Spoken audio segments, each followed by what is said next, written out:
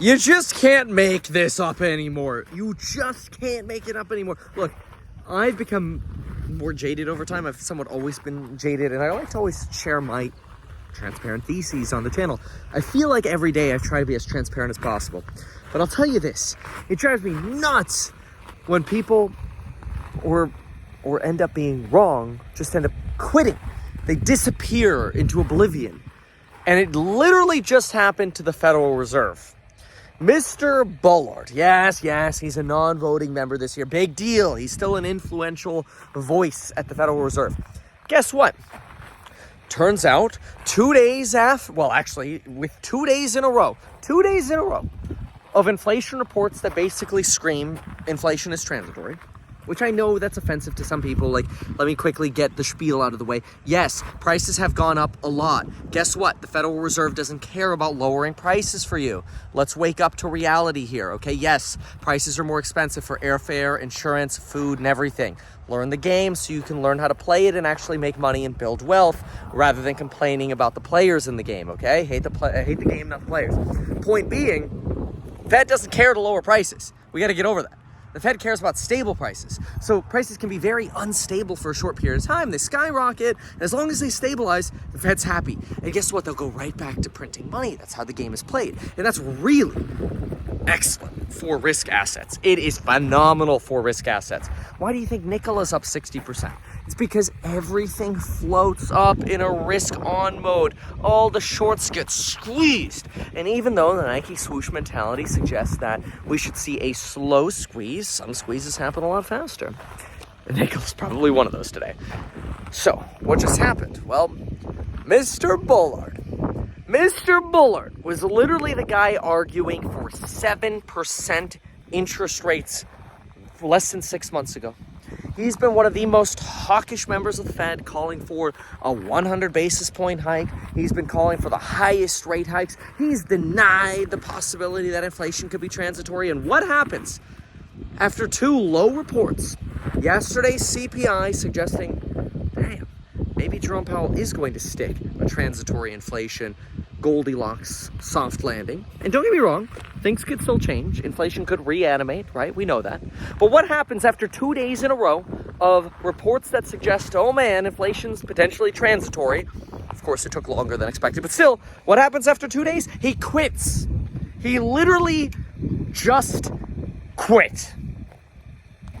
You can't make this stuff up.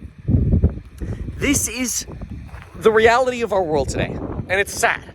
When people are wrong, they get so embarrassed, they quit. And now you have Mr. Bullard, who is a respected hawkish member of the Fed, quitting. What does this mean? It means one less hawkish complainer at the Fed. And it actually reiterates that the Fed's probably going to go right back to money printing. Don't get me wrong, I'm not saying that's right. An unmanipulated market is very different. But I want to be very clear. If you listen to all of the bears that say, don't play the game because it's all rigged, then you're going to miss out on the game. You'll miss out on the game. You'll sit out the game and you'll miss out on the game. You'll always be complaining about missing out. But the reality is, this Fed is geared towards rate cuts again within the next few years, be it next year, the year after that, who cares? The days of easy money will come back. Because the path of innovation drives us down a path of deflation. That's just the way it is. I understand it's hard to think how it's possible that prices could possibly go down after going up this much, but they will. They will slowly start trending down. And they will still be way higher than 2019 levels. But guess what? The fact that even if we just go way up, we could literally double car insurance prices and rents and then come down 1%. We could literally double car insurance from $100 to $200. And then the Fed's like, oh no, this is horrible. It goes down to $199. Guess what? Fed goes, hell yeah, deflation. Let's print more money, boys and girls. Let's go. What does it do? Send stocks to the moon, real estate to the moon. Come on. It's all a game. But what blows my mind is when you get people who are wrong, they just disappear. And I think it's powerful to say, look, I was wrong. For example, I was wrong when I warned in January of 2021 that stable coins were going to collapse. I thought the brokerages would be safe and that stable coins would collapse. It was exactly the opposite.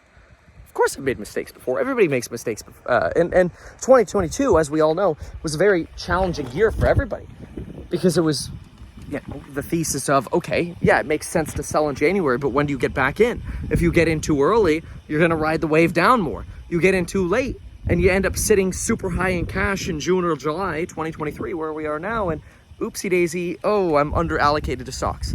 There's no right or wrong answer until we get to hindsight. And then you realize if you were right or wrong. And then if you could be right twice over and over and over again on a sell and buy, well, that's challenging, right?